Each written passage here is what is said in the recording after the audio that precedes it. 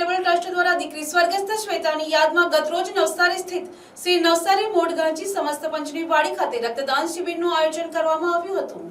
આ શિબિરમાં અનેક મહાનુભાવો હાજર રહી કાર્યક્રમને પ્રોત્સાહન પૂરું પાડ્યું હતું। શિબિર દરમિયાન અનેક શુભેચ્છકોના સહકારથી કુલ 121 યુનિટ રક્ત એકત્ર કરવામાં આવ્યું હતું। સંસ્થા તરફથી તમામ રક્તદાતાઓને સુંદર સ્મૃતિ ભેટ આપી સન્માનિત કરવામાં આવ્યા હતા। આ પ્રસંગે સંસ્થાએ તમામ મહાનુભાવો, રક્તદાતાઓ તેમજ સહયોગ આપનાર સૌનો આભાર વ્યક્ત કર્યો હતો। સ્નેહ સેતુ ચેરિટેબલ ટ્રસ્ટ છેલ્લા 10 વર્ષથી આ સેવા કાર્ય કરી રહ્યું છે અને અત્યાર સુધીમાં 10,000 થી વધુ બ્લડ યુનિટ એકત્ર કરી ચૂક્યું છે। સંસ્થાની આ સેવા યથાવત ચાલુ છે।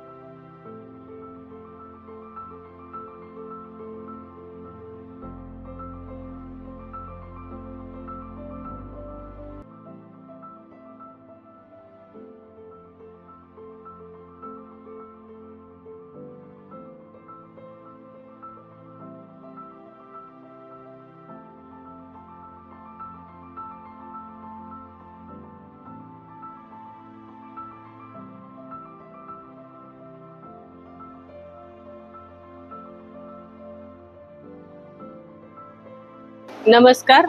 સ્નેહ સેતુ ચેરિટેબલ ટ્રસ્ટ છેલ્લા કેટલાય વર્ષોથી રક્તદાન શિબિરનું આયોજન કરે છે।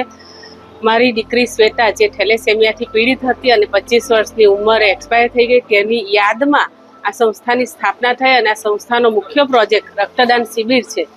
અને ખૂબ ખુશી સાથે કહું કે છેલ્લા 10 વર્ષમાં અમે 10,000 યુનિટ રક્ત એકત્ર કરવાનું ટાર્ગેટ પૂરું કરી ચૂક્યા છે અને આ જે 10,000ની ઉપર જે આંક હવે થવા જઈ રહ્યો છે એના માટે અમે ખૂબ ખુશી અનુભવીએ છીએ।